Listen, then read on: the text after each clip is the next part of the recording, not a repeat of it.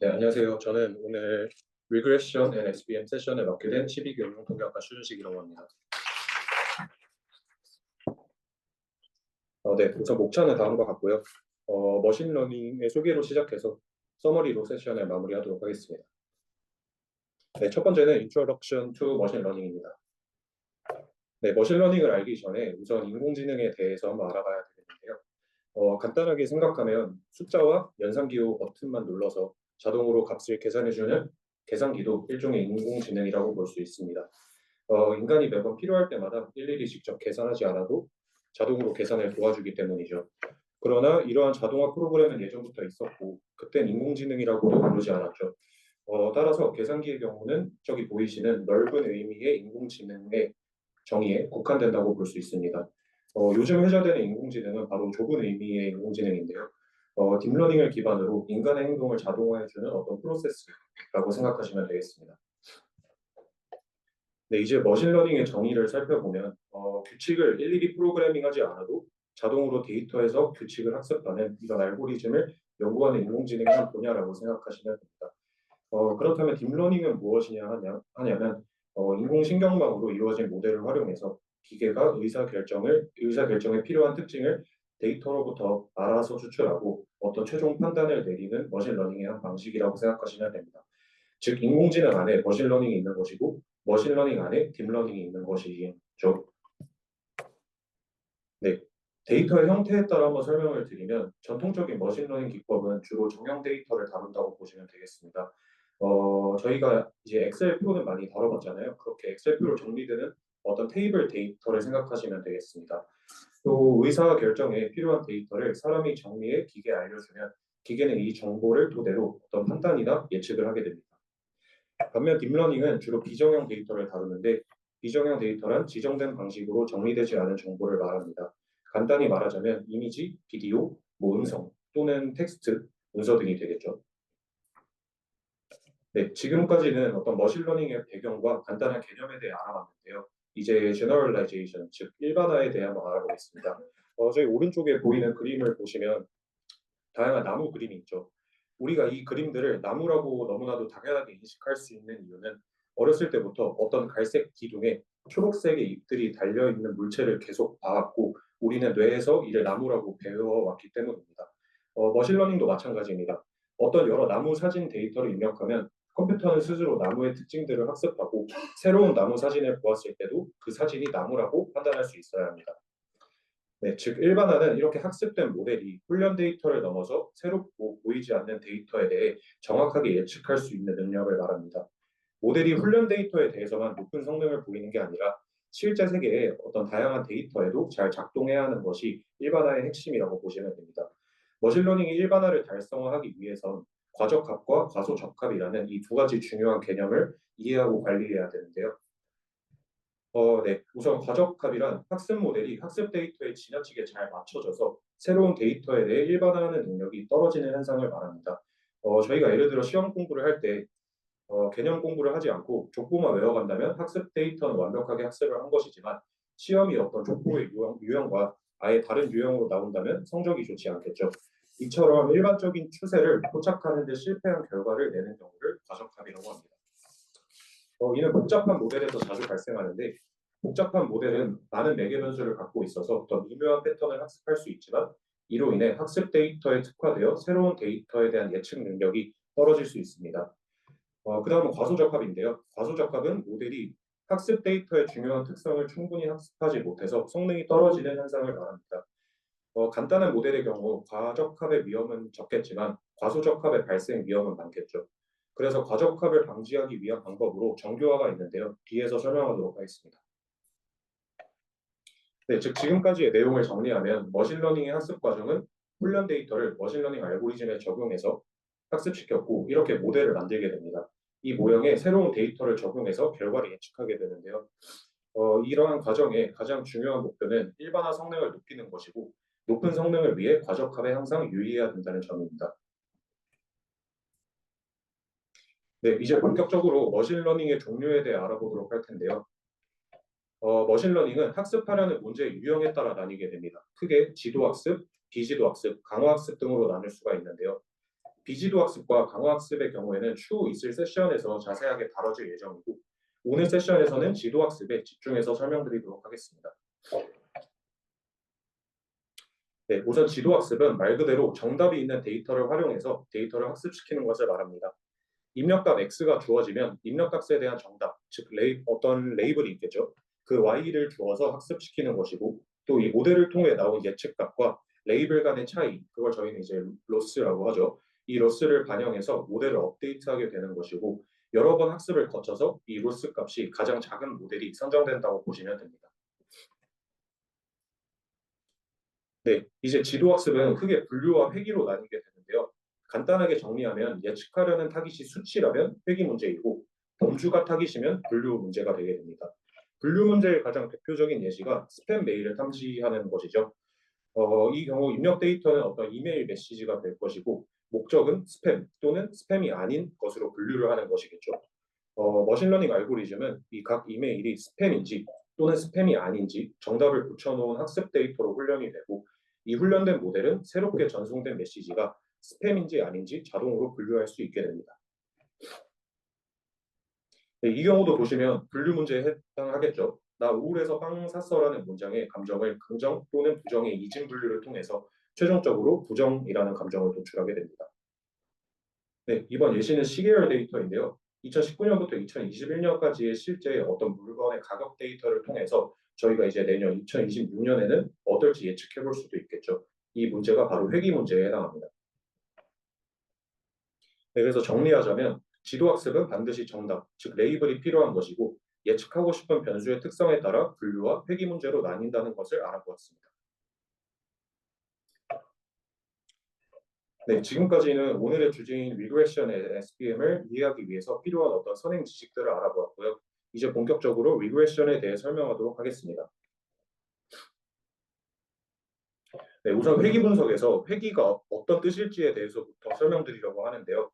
회귀의 사전적 정의는 한 바퀴 돌아서 제자리로 돌아오거나 돌아감을 의미합니다. 즉 어떤 일정한 평균으로 수렴하려는 성질을 생각해 볼 수 있겠는데요. 회귀 분석의 창시자인 프랜시스 볼턴은 부모와 자식들 간의 키의 상관관계 분석에서 어떤 흥미로운 사실을 밝혀내게 됩니다. 키가 매우 큰 부모의 자녀는 평균적으로 부모보다는 키가 작아지는 경향이 있었고 키가 매우 작은 부모의 자녀는 평균적으로 부모보다는 키가 커지는 경향이 있었죠. 이 현상을 볼턴은 평균으로의 회귀라고 이름 지었습니다. 즉 초창기에는 회귀 분석이 평균으로 돌아간다는 성질에 집중하고 있었음을 알 수 있죠. 네, 그러나 현대 회귀 분석은 평균으로 돌아가려는 성질보다 두 변수 간의 관계를 분석하고 예측하기 위해 활용된다고 볼 수 있습니다. 즉, 독립 변수가 어떤 종속 변수에 영향을 미치는지 알아보기 위해 실시하는 분석 방법이고, 여기서 독립 변수란 다른 변수에 영향을 주는 변수, 종속 변수는 다른 변수로부터 영향을 받는 변수를 말합니다. 선형 회귀 분석은 독립 변수와 종속 변수가 어떤 선형적인 관련성이 있다고 전제를 하는 것이고, 변수들 간의 관계를 선형 함수식으로 모형화하기 위한 분석 방법입니다. 선형 회귀 분석의 목적은 주어진 데이터에 가장 적합한 어떤 선형 회귀식을 구하는 문제라고 볼 수 있는데요. 네, 그래프를 보시면 어떤 x값, 피처에 대해서 y값, 레이블의 그 값이 수치로 제공되어 있는 것을 보실 수가 있겠죠. 그래서 선형회귀 분석은 단순 회귀와 다중 회귀로 나눌 수가 있는데 단순 선형회귀는 종속 변수에 영향을 미치는 독립 변수가 하나인 것이죠. 하지만 이런 경우는 현실에서는 매우 드뭅니다. 네, 다중 선형회귀 분석은 여러 개의 독립 변수와 하나의 종속 변수 사이의 관계를 모델링하는데요. 독립 변수가 여러 개다 보니까 단순 회귀와 다르게 차원의 개념이 들어가게 됩니다. 쉽게 말하자면 독립 변수가 K라면 모델은 K 플러스 1차원의 공간에 존재하게 됩니다. 그래서 이 그림을 예를 들어보면 종속 변수에 이 두 개의 독립 변수가 영향을 미친다고 할 때 모델은 보이시는 것과 같이 X, Y, Z 이렇게 3차원 공간에 존재하게 되는 것이죠. 그래서 이 세 차원 중에 두 개의 차원은 독립 변수의 공간, 여기 보이시죠? X1, 그다음에 X2 이렇게 두 개는 독립 변수의 공간을 나타내는 것이고 어떤 추가적인 차원은 종속 변수를 나타냅니다. 이때 초평면이라는 개념이 활용되게 되는데 쉽게 설명하자면 초평면은 독립 변수 공간 내에서 종속 변수 y를 가장 잘 설명하는 선형 모델입니다. 가장 잘 설명하기 위해서는 데이터와 가장 가까운 위치에 놓여 있어야겠죠. 그림을 보시면 어떤 전체 3차원 공간에서 독립변수 공간인 2차원 내의 모든 데이터들과 가장 가까운 위에 놓이도록 평면이 그려진 것을 보실 수 있습니다. 바로 이게 촉평면인 것이죠. 회기식의 절편의 경우엔 차원을 차지하지는 않고 이 촉평면이 어디에 위치할지를 결정하는 요인으로 보시면 됩니다. 또 절편이 0인 경우에는 촉평면은 원점을 지나게 되겠죠. 즉 다중선형위기는 절편과 기울기로 이루어진 촉평면의 식을 출력 데이터로 표현한다고 보시면 됩니다. 네, 이제 회기식에서 제일 중요한 회기계수의 의미를 살펴봅시다. 각각의 회기계수는 한 독립변수가 한 단위 증가했을 때 y의 평균적인 변화량을 의미합니다. 이때 가장 중요한 건 다른 독립변수들은 고정되어 있다고 가정해야 하는 것인데요. 그 이유는 특정 독립변수가 종속변수에 미치는 순수한 효과를 분리하여 해석하기 위함이고, 또한 독립변수들 간의 상관관계로 인해 발생할 수 있는 혼란, 즉 다중공산성이라고 하죠. 이 다중공산성을 제거하기 위함이기도 합니다. 예시로 간단한 회기식을 들어봤는데요. 게임 횟수의 회기 개수는 마이너스 0.5이고 도서관 방문 횟수의 회기 개수는 0.8이죠. 이 의미는 각각 개별적으로 종속 변수에 어떤 영향을 미치는 값으로 생각하시면 됩니다.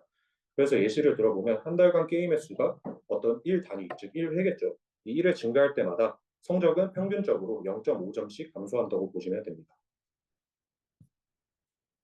네, 그렇다면 이 회기계수를 추정을 한번 해봐야겠죠.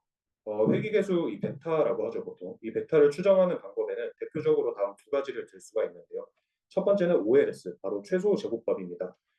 회기식은 보이시는 것과 같이 원래는 얘가 yi는 베타 제로 플러스 베타 1 x i 1 플러스 베타 k xi k와 같은 형태로 이제 처음에 세팅이 되어 있는데, 여기 오차를 빼먹었네요. 네, 이제 이 오차 항만 좌변에 남기고 나머지 값들을 다 우변으로 넘기게 되면 이제 보이시는 것과 같이 식이 나오게 되겠죠. 오차항은 이제 저희는 이 OLS에서는 이 오차를 줄이는 방향으로 회귀계수를 추정하겠다는 아이디어이고요. 그 다음에 MLE는 이제 저번 주 세션에서 한번 다뤘던 걸로 제가 알고 있는데, 최대 우도법 같은 경우는 관측된 데이터가 어떤 특정 분포를 따른다는 가정하에 데이터를 가장 잘 설명하는 베타를 추정하는 것이라고 합니다. 네, 근데 여기 자세히 보시면 제가 이제 RSS라고 해서 이제 잔차의 제곱합으로 표현을 한 것을 보실 수가 있는데, 최소 제곱법에서 잔차의 제곱합을 사용하는 이유에 대해서 말씀드리면, 우선 잔차를 제곱하지 않고 그냥 사용하게 되면 잔차의 합이 0이 될 수 있겠죠. 이렇게 된다면 저희가 어쨌든 이 해를 구해야 되는 건데 유일한 해를 찾지 못하게 됩니다. 또한 잔차의 절대값으로 사용을 하게 된다면 얘는 이제 미분이 불가능한 형태이기 때문에 최적의 해를 구하지 못하게 되겠죠. 그래서 이러한 이유로 잔차의 제곱합을 사용해서 미분이 가능한 형태로 만드는 것이라고 할 수 있겠습니다. 네, 그래서 이 앞선 회귀계수를 구하는 두 방법은 저희가 이제 잔차가 정규 분포를 따르고 어떤 등분산성을 만족한다고 할 때 그 회귀계수 추정이 이렇게, 네, 회귀계수 추정이 동일하게 이루어지는 것을 확인하실 수가 있겠습니다. 네, 다음은 손실함수에 관련한 내용인데요. 손실함수란 모델의 예측값과 실제 관측값 간의 네, 차이를 측정하는 함수입니다. 머신러닝 모델은 이 손실함수를 최소화하려고 하겠죠. 그래서 이는 모델이 학습 데이터를 통해 점점 더 나은 예측을 할 수 있도록 가중치를 조정하는 과정의 핵심이라고 할 수 있겠습니다. 그렇다면 저희가 지금 하고 있는 이 선형 회귀에서 손실함수는 무엇이 될까요? 어떤 손실함수의 정의에 한번 입각을 해보면 오차 제곱합 RSS를 그대로 사용해도 될 것처럼 보이는데, 이 RSS는 단순히 오차의 총합을 나타내기 때문에 이 값은 데이터 크기에 따라 변화하게 됩니다. 따라서 직관적으로 데이터 샘플당 어떤 평균 오차를 이해하기는 어렵게 되겠죠. 그래서 오차 제곱합을 평균을 낸 어떤 평균 제곱 오차를 선형위기의 손실함수로 주로 사용하게 되는데요. 이 MSE를 통해서 여러 모델 간의 손실값을 쉽게 비교할 수 있게 됩니다. 네, 이번에 이제 정규화에 대한 내용인데요. 앞서 모델의 일반화 성능을 높이기 위해서 제가 정규화를 활용해야 된다고 잠깐 언급을 했었는데, 정규화란 모델이 학습 데이터에 지나치게 적합하는 것을 이제 과적합이라고 했었고, 이 과적합을 방지하기 위해서 사용하는 어떤 방법이라고 생각하시면 됩니다. 쉽게 말하면 정규화는 모델이 데이터의 패턴을 잘 학습하면서도 복잡한 노이즈에 너무 민감해지지 않도록 하는 기법이라고 할 수 있겠죠. 네. 그래서 보이는 그림을 보시면 저희가 이제 언더피팅된 경우와 오버피팅된 경우를 보실 수가 있는데 이를 한번 편향이랑 어떤 분산의 개념을 도입해서 설명을 한번 해보면 언더피팅의 경우에는 데이터 포인트들이 보시는 그 적합선에 적합이 되어 있지가 않았죠. 그래서 얘는 바이아스, 즉 편향이 크다고 볼 수 있겠습니다. 또한 이제 오른쪽 그래프, 즉 오버피팅 된 경우에는 데이터 포인트들이 적합은 잘 된 것을 보실 수가 있는데 하지만 그 변동이 크기 때문에 어떤 분산이 크다고 말할 수 있겠습니다. 이런 편향과 분산의 정의를 다음 양궁 관역의 예를 보면서 한번 이해를 해볼 텐데요. 우리가 만약에 에러 값이 매우 작은 모형을 만들었다고 한다면 이는 편향도 작고 분산도 작은 어떤 베스트 모델이겠죠. 그러면 이제 그림은 저 왼쪽 상단의 관역과 같게 될 것입니다. 보시다시피 모든 데이터 점들은 다 빨간색 가운데 이제 10점에 있는 것을 보실 수가 있죠.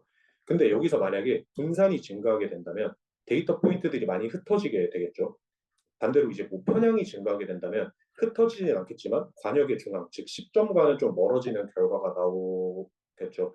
그래서 보시면 이제 편향과 분산은 어떠한 지점에서 균형을 이뤄야 된다는 걸 아실 수 있습니다. 이제 트레이드 오프 관계이기 때문에 만약에 우리가 모형에 더 많은 변수를 넣게 된다면 그 모형의 어떤 복잡도는 증가하게 되겠죠. 즉 편향은 줄지만 어떤 분산은 증가하게 되어 과적합이 되는 안 좋은 결과가 나올 것입니다. 네, 그래서 이러한 과적합 문제를 해결하기 위해서 정규화 개념이 나오게 된 것인데요. 그럼 어떻게 정규화를 구현하게 될지 한번 설명해 보겠습니다. 정규화는 기본적으로 로스 펑션에 추가적인 페널티를 더하는 방식으로 작동하게 됩니다. 먼저 앞서 말했듯이 선형회기의 어떤 기본 로스 펑션은 MSE, 평균 제곱 오차였죠. 여기에 페널티를 추가하게 된다면 모델이 너무 큰 개수를 가지지 않도록 제약을 걸 수가 있습니다. 쉽게 말해서 모델이 너무 복잡해지는 걸 막는 어떤 안전 장치라고 생각하시면 됩니다. 저희가 선형회기에서 사용하는 이 정규화 방법에는 두 가지 주요 유형이 있는데 리치와 라쏘가 바로 그 두 가지 주요 유형입니다. 네, 우선 리치의 경우에는 개수들의 제곱합을 페널티로 추가합니다. 리치는 모델의 각 변수들이 너무 큰 영향을 미치지 않도록 부드럽게 축소한다고 보시면 됩니다. 라쏘의 경우에는 개수들의 절대값 합을 페널티로 추가하는데 라쏘는 리치와 다르게 중요하지 않은 변수는 아예 개수를 0으로 만들어서 결과적으로 간소하고 해석하기 쉬운 모델을 만듭니다. 이때 여기 두 식에 모두 이 람다 값이 붙어 있잖아요. 이 람다 값이 바로 페널티 항에 붙는 어떤 가중치라고 생각하시면 되는데 저희가 어쨌든 이 식 전체를 최소화하기를 원하는 거기 때문에 이 람다가 크면 클수록 여기 나와 있는 이 베타에 관련한 값은 작아져야 미니마이즈 하기 쉬워지겠죠. 그래서 정리하자면 리치와 라쏘 모두 어떤 변수의 영향을 줄여서 모델의 과적합을 막고 예측 성능을 높이는 데 목적이 있겠다고 할 수 있겠습니다. 네, 서머리인데요. 이제 이 이후부터는 제일 마지막에 서머리를 정리하도록 하겠습니다. 네, 이제 다음은 로지스틱 회기에 대해서 한번 알아보겠습니다. 네, 우선 왼쪽에 보이는 그림을 보시면 저렇게 빨간색의 데이터 포인트들이 나와 있죠. 근데 빨간색 데이터 포인트들이 0 또는 1의 값을 갖고 있음을 보실 수가 있는데 이런 경우에는 앞서 배운 선형 회기 직선으로 적합하기에는 매우 어려워 보입니다. 그러나 이 직선을 곡선으로 변환하게 된다면 포인트들을 적합하기 쉬워지겠죠. 이처럼 로지스틱 회기란 종속 변수가 명목 변수, 즉 범주형일 때 사용하는 회기 분석 방법입니다.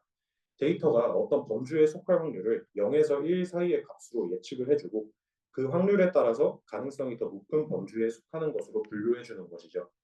그렇기 때문에 로지스틱 회기는 지도학습의 범주에 속하게 되는 것입니다. 네, 로지스틱 회계에는 저희가 기존에 사용되지 않은 어떤 새로운 용어들이 나오게 되는데요. 우선 오즈에 대해 한번 알아보겠습니다. 오즈란 쉽게 말해서 실패에 대한 성공의 비율로 생각하시면 됩니다. 사건이 발생할 확률을 사건이 발생하지 않을 확률로 나누게 되는데 예시로 종속 변수의 범주가 1과 0, 저희가 뭐 1을 성공, 0을 실패라고 가정을 하게 된다면 만약에 성공 확률이 0.8이면 오즈는 이 0.8 성공 확률을 0.2 실패 확률로 나눠준 즉 4가 되겠죠. 근데 이 오즈는 두 가지 한계점을 갖고 있는데 이 오른쪽 그래프를 보시면 이제 여기서 세로로 표시되는 이 부분이 이제 오즈가 되는 거잖아요. 근데 이 오즈가 0에서부터 무한대의 범위를 갖고 있는 것을 보실 수 있습니다. 즉 범위가 이제 음의 무한대부터 원래 양의 무한대까지 있어야 하는데 범위에 제약이 있는 것을 확인하실 수가 있고요. 또한 이 가로축에 저희가 이쪽은 확률값이죠. 이 확률값과 세로축의 오지는 서로 비대칭적이라는 것을 보실 수가 있겠습니다. 이러한 한계를 극복하기 위해서 저희가 로짓이라는 개념을 도입하게 되는데요. 로짓은 바로 오즈의 로그를 취한값으로 생각하시면 됩니다. 결국 입력값의 범위가 확률인 0과 1 사이일 때 로짓의 범위는 음의 무한대에서부터 양의 무한대에 이르면서 이렇게 범위의 제약이 없어지는 것을 보실 수가 있죠.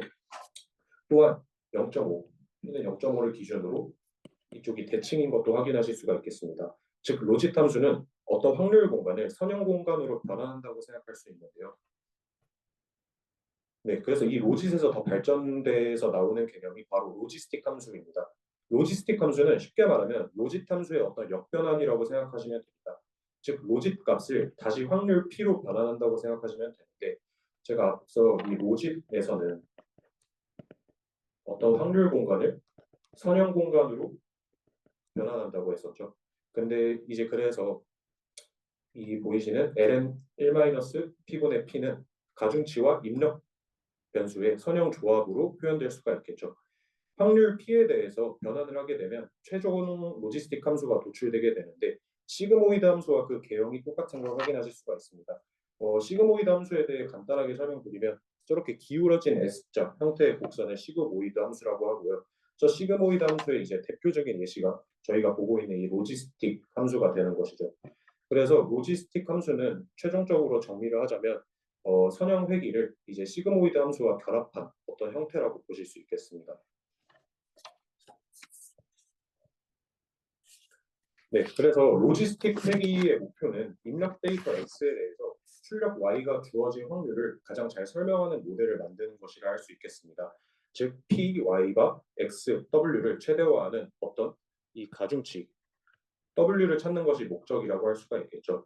이때 사용되는 것이 바로 최대 오도법인데요. 전체 데이터셋에 대해서 최대 오도 함수는 이렇게 정의가 되고요. 네, 근데 이렇게 곱셈 형태의 오도 함수를 계산하기는 어렵기 때문에 여기에 로그를 취해서 로그 오도 함수로 그 표현을 나타내게 됩니다. 즉 우리는 이 로그 오도 함수, 이제 스몰 lw죠. 이 lw를 어떤 최대화하는 최적의 파라미터 이 w를 찾는 것이 목적이 되게 됩니다. 근데 이때 이 로그 오도 함수에 저희가 이렇게 마이너스 값을 붙여주게 되면 최대화 문제가 최소화 문제로 바뀌게 되겠죠. 즉 음수를 취함으로써 식이 로지스틱 함수의 로스 펑션으로 바뀌게 되는 것이고 이 최종적으로는 로스 펑션을 최소화하는 W를 찾는 문제로 바뀌게 됩니다. 저희는 이렇듯 오도 함수를 이용해서 로지스틱 함수의 손실 함수를 구하는 과정을 알아봤습니다. 네, 다음은 다중 클래스에 관한 내용입니다. 저희가 지금까지 다뤘던 로지스틱 회귀는 이진 분류를 해결하기 위한 모델이었습니다. 하지만 현실에서는 이 두 개 이상의 클래스를 가지는 경우가 많고 이제 그 두 개 이상의 클래스를 분류해야 되는 경우도 많죠. 이런 경우에 다중 클래스 로지스틱 회귀를 사용해야 되는데요. 이때 원 vs 웨스트 방식을 활용하면 되는데 쉽게 말씀드리면 저희가 뭐 예를 들어 클래스가 이렇게 A, B, C가 있다고 한다면 우선 A와 나머지 B, C 그리고 B와 나머지 AC 그 다음에 C와 나머지 AP 이렇게 세 개의 어떤 이진 분류기를 훈련시킨다고 생각하시면 됩니다. 그래서 이 세 개의 이진 분류기에서 최종적으로 가장 높은 확률을 가지는 클래스를 선택하게 되는 것이고요. 근데 여기는 이제 세션 끝부분에서 SBM 마지막 부분에 다시 한번 나오니까 그때 좀 더 이제 자세히 설명하도록 하겠습니다. 네. 근데 이때는 저희가 앞서 배운 로지스틱 펑션이 아니라 소프트맥스 함수를 사용하게 되는데요. 네, 소프트맥스 함수는 로지스틱 함수의 어떤 다차원 확장판이라고 생각하시면 됩니다. 소프트맥스 함수는 이 각 클래스의 속할 확률을 계산하게 되고 모든 클래스의 확률의 합이 1이 되도록 보장합니다.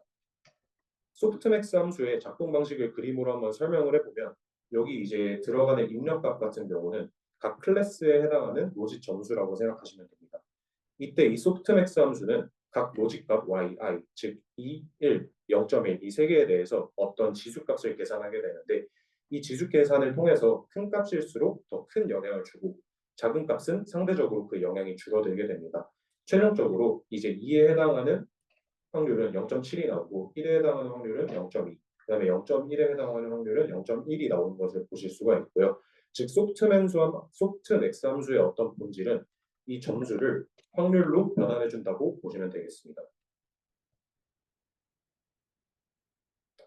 네, 이제 원핫 인코딩인데요. 원핫 인코딩은 어떤 단어 집합이나 클래스 집합의 크기를 벡터 차원으로 표현하는 방식입니다. 이는 다중 클래스 문제에서 각 클래스를 명확히 구분하고 소프트맥스 함수의 출력을 실제 클래스로 매핑하는 데 활용이 되죠. 네, 지금 앞선 예시와 같은 상황을 한번 보시면 확률 분포가 0.7, 0.2, 0.1 이렇게 나왔을 때 네, 이 첫 번째 클래스가 가장 확률이 높기 때문에 이 첫 번째 클래스를 1로 변환을 하고 나머지 클래스는 0으로 표현을 하게 되는 거죠. 즉 어떤 모델 예측 결과를 명확히 표현하는 시각화 툴이라고도 볼 수 있겠습니다. 네, 그래서 서머리이고요. 이것도 마지막에 얘기하도록 하겠습니다. 네, 이제 마지막 부분 SVM에 대해서 설명드리도록 하겠습니다. 네, 우선 그 SVM은 서포트 벡터 머신의 이제 약어인데 얘를 정의부터 한번 살펴보도록 하겠습니다. 클래스가 다른 데이터를 명확하게 구분할 수 있는 어떤 하이퍼플레인, 즉 초평면이죠. 이 초평면을 구하는 알고리즘을 저희가 서포트 벡터 머신이라고 하는데요. 머신러닝 분야 중 하나로 패턴 인식, 자료 분석을 위한 지도학습 모델입니다. 네, SVM은 기본적으로 이진 분류를 위한 알고리즘으로 알려져 있는데 다중 분류로도 물론 확장이 가능합니다. 만약 2차원 평면에 데이터가 있다면 저희가 선으로 구분이 가능하겠죠. 근데 3차원 이상의 경우에는 반드시 초평면을 활용을 해야 하는데 앞서 설명드렸지만 n차원, 다시 한번 설명드리면 n차원의 공간이 있다면 초평면은 n-1차원의 하위 공간을 의미합니다. 즉 3차원의 경우에 초평면은 2차원의 면이 되는 것이고 2차원의 경우에는 하이퍼플레인은 1차원의 선이 되는 것이죠. 네, 왼쪽에 보이는 그림을 보시면 세 분류기가 모두 데이터 포인트를 잘 분류한 것을 보실 수가 있는데 그렇다면 이 세 분류기가 모두 똑같은 성능을 나타낸다고 볼 수 있을까요? 어, 지민 씨, 똑같은 성능인가요? 네, 정답은 아닙니다. 네, SPM은 어떤 마진을 최대화하는 것을 목표로 하는데 이제 마진의 개념을 설명드리면 초평면과 가장 가까운 데이터 점 사이의 거리를 의미합니다. 네, 그래서 마진이 크면 클수록 초평면이 데이터 사이에 안정적으로 위치하기 때문에 분류 성능이 좋아지게 되겠죠. 즉 그림에서 이 세 가지 분류기 중에서는 이 가운데 선이 이제 마진이 최대화되는 분류기죠. 그래서 가운데 선이 가장 좋은 분류기라고 할 수가 있겠습니다. 네, SBM에서는 로버스트니스라는 개념이 사용되는데요. 로버스트니스는 그 강건성이라고 하더라고요. 이 한국어로 번역이 되면 즉 모델이 노이즈가 포함된 데이터에서도 안정적인 성능을 유지하는 능력을 말합니다. 쉽게 예시를 한번 들어보면 평균과 중앙값을 들 수가 있겠습니다. 이제 첫 번째 데이터는 1, 2, 3, 4, 5가 있는 거고 두 번째 데이터는 1, 2, 3, 4, 100 이렇게 있는 거죠. 그럼 그 첫 번째 데이터에서 평균은 3이고 중앙값도 3이죠. 근데 두 번째 데이터셋에서는 평균은 20이고 중앙값은 3이 똑같이 나오게 되는 걸 보실 수 있습니다. 즉 평균은 어떤 100이라는 이상치의 영향을 많이 받아서 값이 크게 바뀌게 되겠죠. 근데 중앙값은 이 100이라는 이상치의 영향을 받지 않기 때문에 값이 바뀌지 않게 됩니다. 그래서 여기서 저희가 평균은 로버스트니스가 없다고 표현을 하는 거고 중앙값은 없다고라기보다는 이제 로버스트니스가 약하다고 표현을 하는 거고 중간값은 로버스트니스가 강하다 이렇게 표현을 할 수가 있는 거죠. 네, 그래서 앞서 그 예시 그림을 한번 다시 살펴보시면 이번엔 아까와 다르게 이쪽에 파란색 점이 하나 추가됐고 이쪽에 노란색 점이 하나가 추가됐죠. 근데 예를 들어 만약에 저희가 이 선, 이 검은색 선을 좋은 분류기라고 한번 선택했다고 해봅시다. 근데 이렇게 되면 어떤 문제가 발생하냐면 바로 이 파란색 선이 바로 이 노란색 분집에 속하게 되겠죠. 즉 검은색 분류기는 좋은 분류기가 아닌 것, 즉 로버스트니스가 약하다, 없다 이렇게 볼 수 있겠습니다. 그러나 만약에 저희가 아까처럼 이 가운데 빨간색 선을 저희가 이제 베스트 구분선이라고 잡게 된다면 이렇게 두 포인트가 추가되어도 여전히 군집을 잘 분류하고 있는 것을 보실 수 있습니다. 즉 마진을 최대화하게 되면 로버스트니스도 최대화됨을 저희가 확인할 수 있죠. 네, 이제 이 초평면을 한번 수리적으로 표현을 한번 해볼 텐데요. 우선 SPM에서 이 초평면은 제가 간단하게 이렇게 X1과 X2만 이용해서 한번 설명을 드려볼게요. 우선 초평면은 W0 플러스 W1 X1 플러스 W2 X2는 0과 같이 표현됩니다. 여기서 이 W0가 의미하는 게 절편이고요. 이 W1과 W2는 어떤 가중치라고 생각하시면 되는데 바로 이 가중치가 초평면의 어떤 방향과 기울기를 결정한다고 보시면 됩니다. 여기서 이제 X1, X2는 저희가 가지고 있는 어떤 데이터의 특징이 되겠죠. SBM의 어떤 가장 중요한 개념이라고 해야 될까요? 이 하이퍼 플레인과 평행한 어떤 두 평면을 정의를 하게 되는데 뭐 제가 여기를 이제 플러스 플레인이라고 하고 여기를 마이너스 플레인이라고 하겠습니다. 이 두 평면은 이 각각의 클래스와 가장 가까운 데이터 포인트에 의해 결정이 되는 건데 즉 보시면 이 초평면이랑 이쪽 클래스는 이 점이 제일 가깝잖아요. 그래서 딱 여기에 맞닿게 플러스 플레인이 그려지는 거고요. 그 다음에 이 노란색 군집에서 얘가 제일 초평면이랑 가깝기 때문에 이렇게 네, 여기에 마이너스 플레인이 위치하게 됩니다. 네, 이제 이 플러스 플레인이랑 마이너스 플레인의 수식을 좀 행렬로 간단하게 표현한다면 저희가 우선 뭐 이렇게 플러스 플레인을 표현했을 때는 이런 식으로 좀 네, 행렬 이용해서 간단하게 표현할 수가 있겠죠. 그런데 마이너스 플레인도 마찬가지로 이제 이렇게 표현하게 되면 여기서 차이는 당연히 이쪽 1과 마이너스 1의 차이밖에 없을 것이고요. 플러스 플레인과 마이너스 플레인은 평행하잖아요. 그래서 평행하기 때문에 저희가 일단 예를 들어 이 플러스 플레인 위에 어떤 x 플러스라는 한 점이 있다고 생각을 해보면 플러스 플레인 위에 있는 점이니까 저희가 이 부분에 x 플러스를 넣어줄 수가 있게 되잖아요.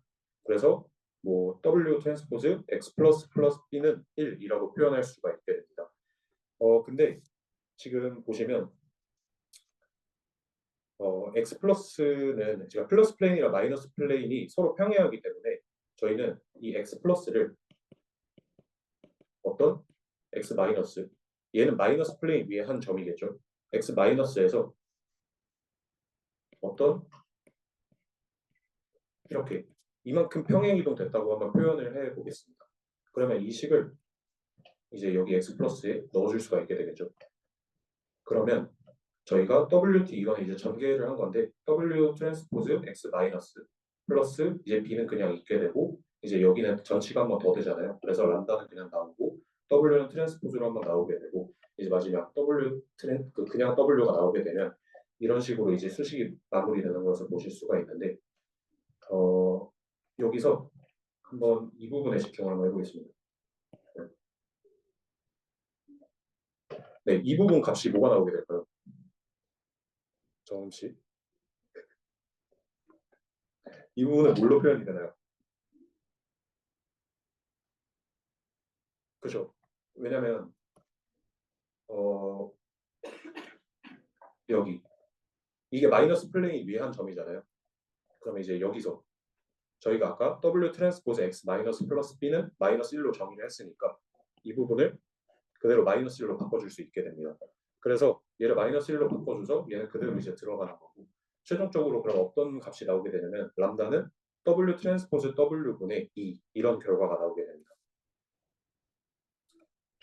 아까 말씀드렸듯이 결국 저희의 목적은 마진을 최대화하는 게 목적이고 이 마진은 두 클래스를 나누는 초평면과 가장 가까운 데이터 사이의 거리라고 제가 말씀을 드렸죠.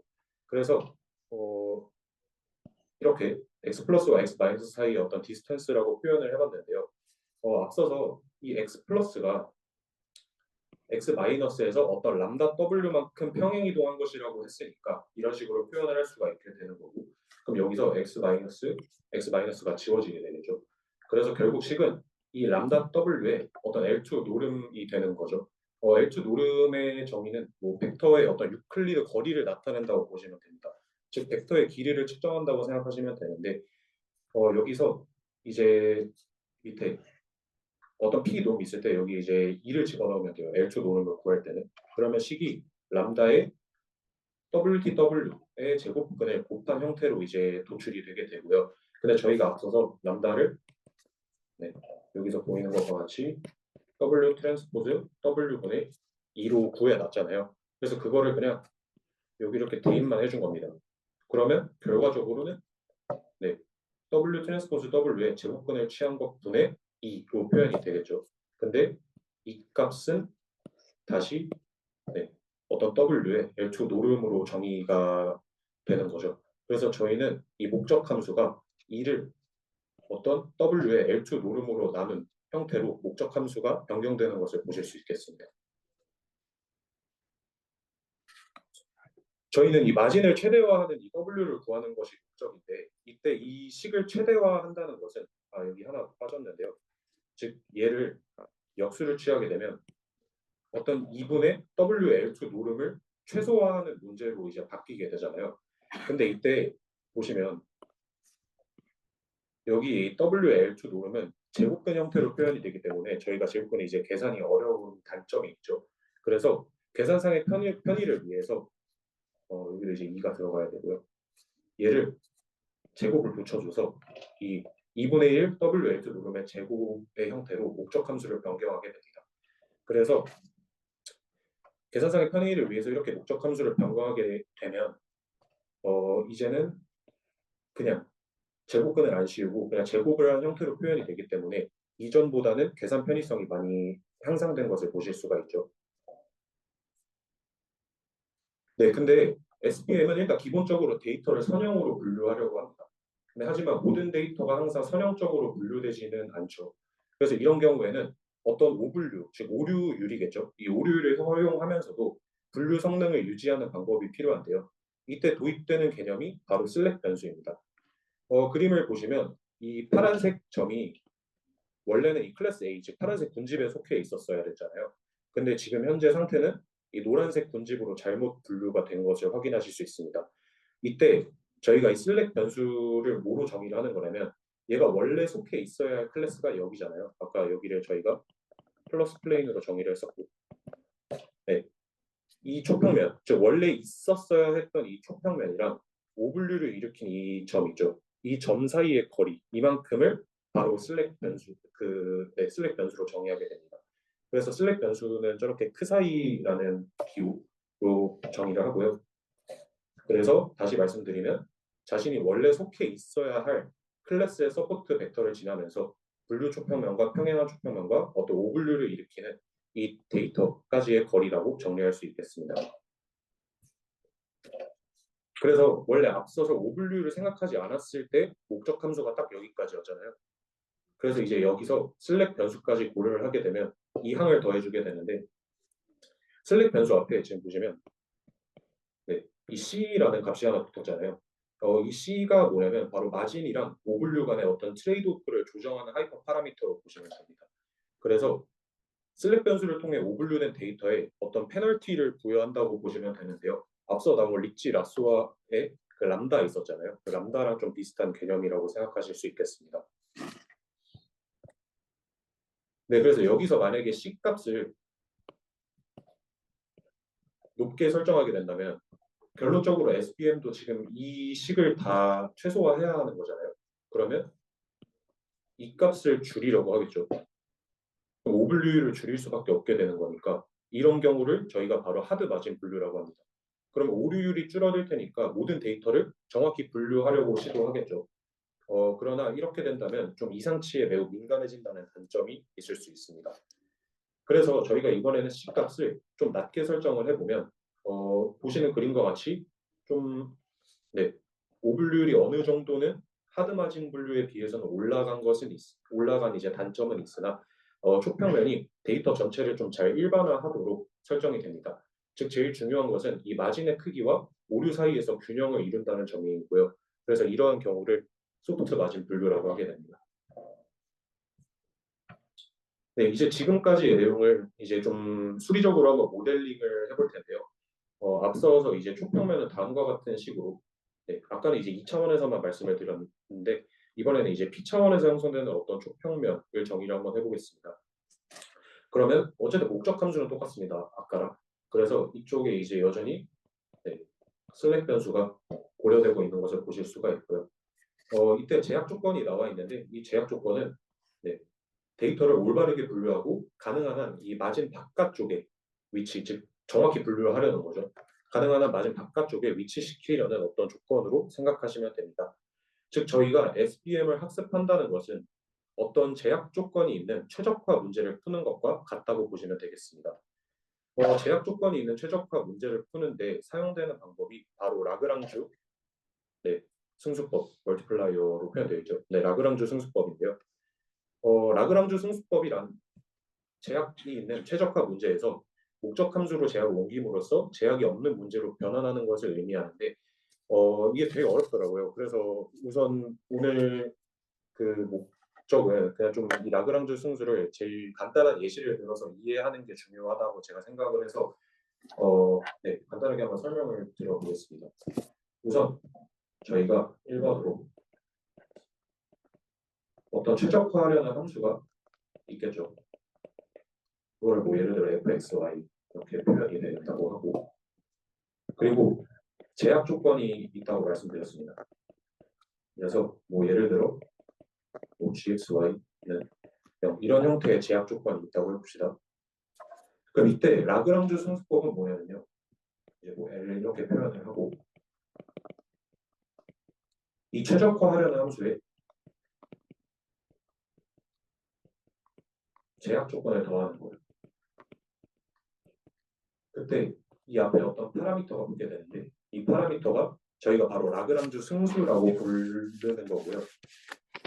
이 라그랑주 승수법에서는 그 다음 조건들을 만족하는 어떤 x, y 뭐 더 있겠죠. 근데 라그랑주 승수까지 이렇게 있다고 보시면 우선 저희가 얘를 최적화하는 것이 목적이니까 x에 대해서 편미분화 결과가 0이 나오는 값이 필요할 거고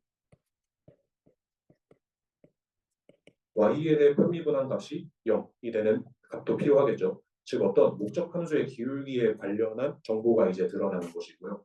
그 다음에 저희가 제약 조건을 한번 보면 여기서 이제 gxy는 0이라고 표현을 해놨잖아요.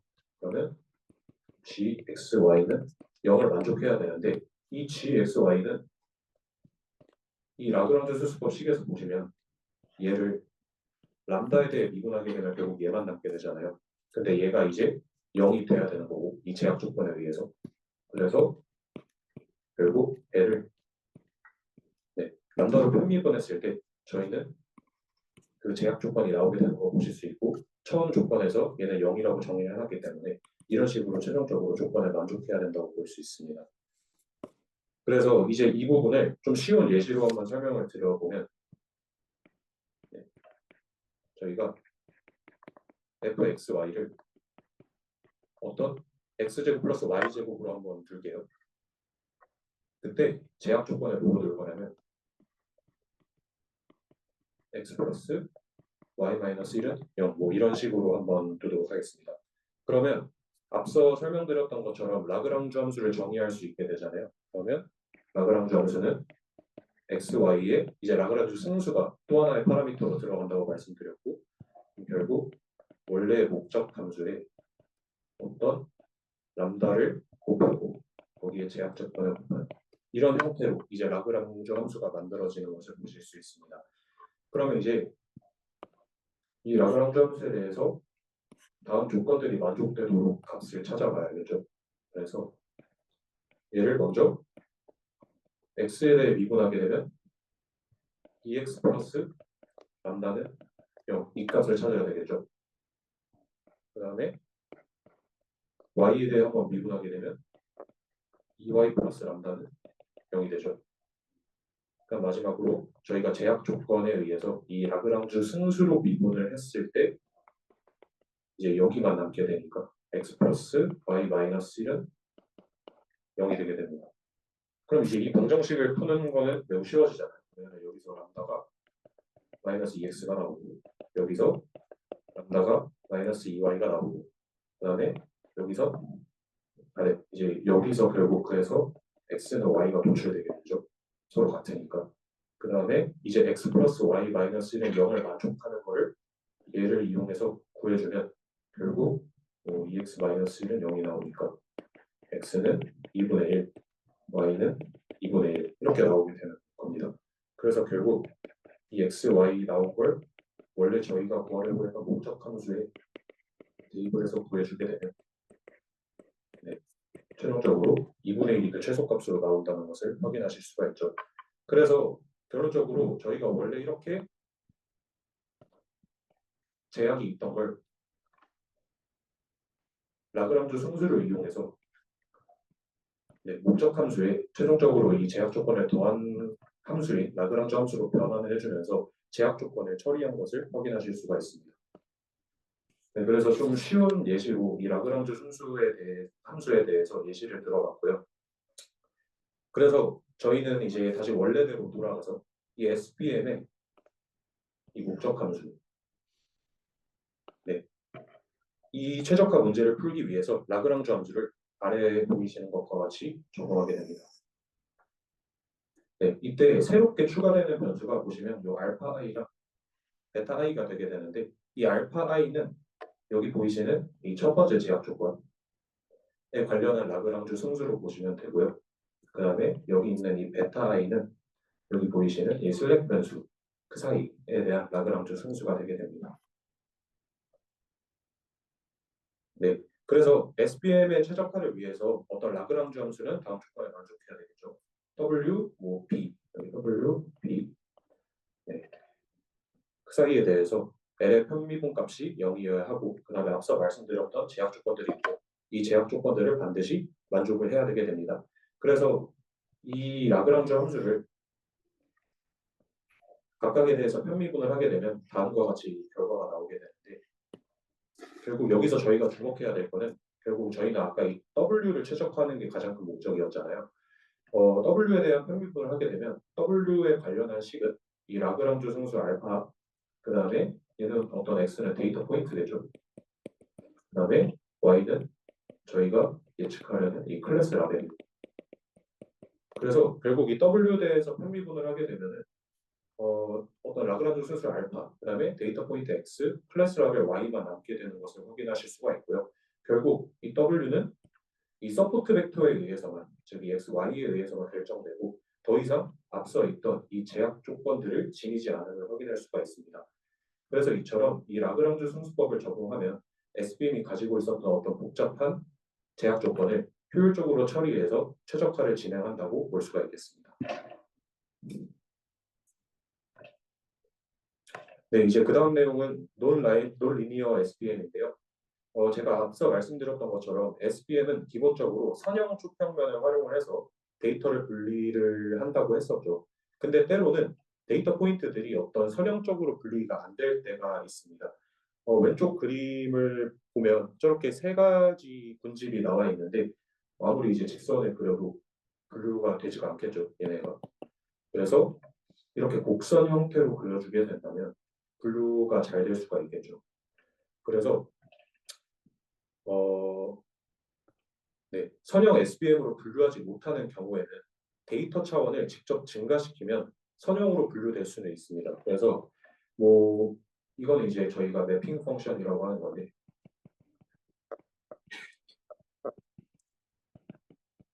지금 원래 이렇게 있던 2차원에 존재하는 데이터를 이런 식으로 직접 바꿔주는 거예요. 그러니까 고차원으로 올려주게 되는 거죠.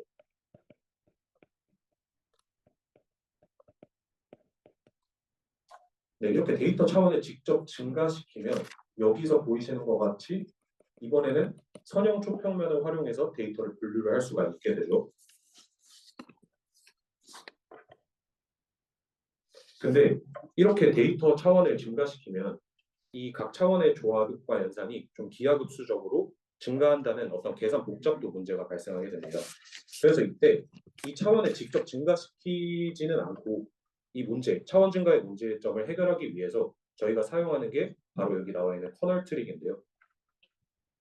네, 커널 트릭의 정의에 대해서 우선 살펴보면 직접 고차원으로 변환은 하지 않고 고차원 공간에서의 어떤 내적 결과만 계산해서 고차원 변환 효과는 유지하면서도 계산 비용을 크게 줄이는 어떤 방법이라고 생각하시면 됩니다. 그래서 아까 이제 앞서 말씀드렸던 매핑 펑션이 이 쪽에 나와 있는 거고, 이제 설명드릴 부분이 여기 커널 펑션으로 나와 있는 건데, 뭐 x는 예를 들어 x는 x1, x2가 있고 z는 Z1, Z2 이렇게 있다고 생각해 봅시다. 얘네들 다 이제 2차원에 있는 포인트들이잖아요. 근데 지금 여기 보이시는 이 매핑 펑션을 이용해서 함수를 바꿔주게 되면 이렇게 바뀌게 되죠. Z도 바꾸면 마찬가지로 Z1 제곱, 루트 2 Z1, Z2, Z2 제곱으로 표현이 되는 것을 보실 수가 있습니다. 즉 원래 2차원에서 이제 차원이 더 증가한 것을 보실 수가 있고, 이번에 이제 얘네 둘을 다시 한번 곱셈 연산을 통해서 파이 x와 파이 z의 내적을 계산하게 되는 거죠. 근데 이러면 이미 차원을 올렸는데 거기서 또 곱셈 연산이 들어가게 되는 거니까 어떤 계산 복잡도가 다시 증가하게 되는 문제가 발생하잖아요. 그래서 이렇게 직접 그 데이터 포인트들을 바꾸지 않고 그냥 어떤 함수만 정의를 해주는 거예요. 이렇게.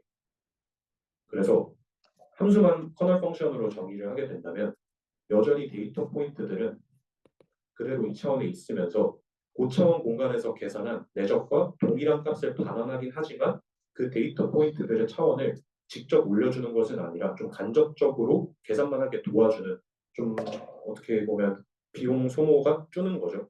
차원을 올리지 않아도 되니까.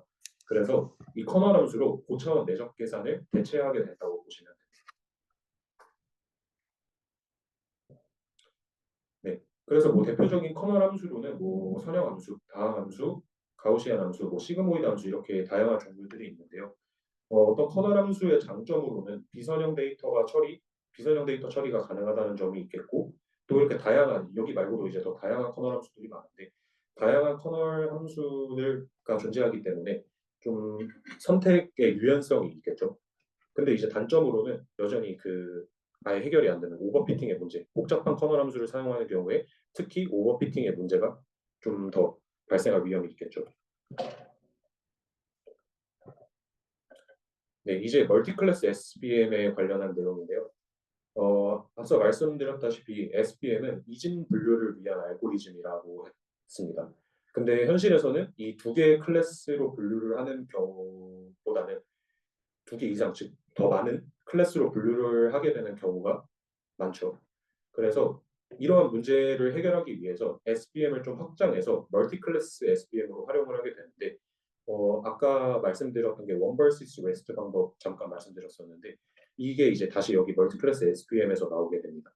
즉 원 vs 웨스트는 정의로 살펴보면 클래스별로 해당 클래스와 나머지 클래스를 구별하는 모델을 만드는 거고, 원 vs 원은 뭐 이렇게 정의가 긴데 이거 어차피 뒤에서 얘기할 거라 우선 원 vs rest부터 설명드리도록 하겠습니다. 네, 우선 원 vs rest는요. 각 클래스에 대해서 어떤 하나의 모델을 학습해서 새로운 데이터가 입력되면 각 모델의 출력값을 비교하며 가장 높은 값을 가지는 클래스를 선택하는 방식이라고 보시면 됩니다.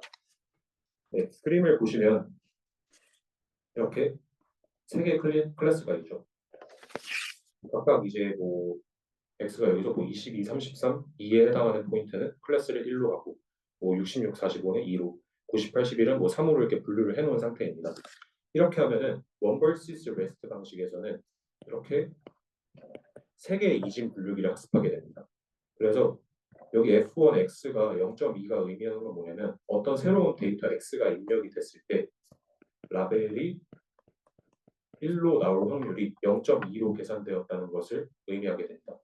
이렇게 1과 2, 3끼리, 그 다음에 2와 1, 3, 그 다음에 3과 1, 2 이런 식으로 각각 세 분류기에 대한 확률을 구하게 되고요. 지금 이제 세 분류기에 대한 결과를 보시면 F2X, 즉 어떤 주어진 X가 있을 때 2로 예측될 확률이 0.8로 가장 크잖아요. 그래서 이 세 개 중에서 최대값을 가지는 확률, 딱 그 레이블 하나만을 반환하는 게 바로 원 vs 레스트 방식이라고 생각하면 됩니다. 즉 각 모델 중에서 가장 높은 출력값을 가진 클래스로 분류하게 됩니다. 네, 다음으로 원 vs 원 방식인데요. 얘는 각 클래스 쌍에 대해서 어떤 이진 분류 모델을 학습한다고 보시면 됩니다. 그리고 나서 이 새로운 데이터를 가장 많이 예측된 클래스로 분류하는 시스템이죠. 그래서 여기 사진을 보시면 여기도 마찬가지로 세 개의 라벨이 있잖아요. 그러면 이제 세 개, 이 조합을 해보면 결국 여기도 마찬가지로 세 개의 분류기가 발생을 하게 되겠죠. 그래서 이 전체 확률들을 보시면 네, 전체 확률에서 첫 번째 분류기에서 2로 예측할 확률이 0.8로 가장 크게 노출이 되잖아요. 그래서 어떤 새로운 데이터 X가 들어오게 되면은 이 원 vs 원 방식에서는 이 레이블을 2로 예측하게 됩니다. 즉, 이 원 vs 원 방식은 원 vs 웨스트 방식과 비교해서는 쌍을 모두 비교하기 때문에 지금은 이제 3개밖에 없었기 때문에 똑같은데 만약에 데이터가 뭐 10개가 된다면 10씩, 즉 45가지에 대한 거를 다 비교하게 되기 때문에 원 vs 웨스트보다는 좀 더 세밀해지는 장점이 있을 수는 있죠. 네, 그래서 이제 여기까지가 SBM 관련 내용이고요. 네, 서머리를 간단하게 하고 오늘 세션 마무리하도록 하겠습니다. 네, 앞서 말씀드렸다시피 머신러닝의 가장 중요한 목적은 일반하고 과적합을 항상 컨트롤하는 게 중요하다고 했고요. 그래서 머신러닝에는 지도학습, 비지도학습, 그 다음에 강화학습이 있는데 오늘은 그중 정답이 존재하는 지도학습에 대해서 한번 알아봤습니다. 그래서 지도학습에는 종속 변수가 연속형일 때 사용하는 회귀가 있고 또 범주형일 때 사용하는 분류가 있죠. 그래서 선형회귀에서는 회귀 개수를 추정하는 두 가지 방법이 있다고 말씀드렸고 최소 제곱법과 최대 우도법이 그 두 가지 예시였습니다. 네, 그리고 선형회귀는 이 손실함수로 그 RSS 이제에서 평균으로 나눈 거죠. 평균 제곱 오차를 사용한다는 걸 배웠고요. 그리고 과적합을 방지하고 어떤 예측 성능을 높이기 위해서 정규화를 진행한다고 했었고 선형회귀에서는 이 페널티의 개념을 도입한 리치와 라쏘를 이용해 정규화를 진행한다고 합니다.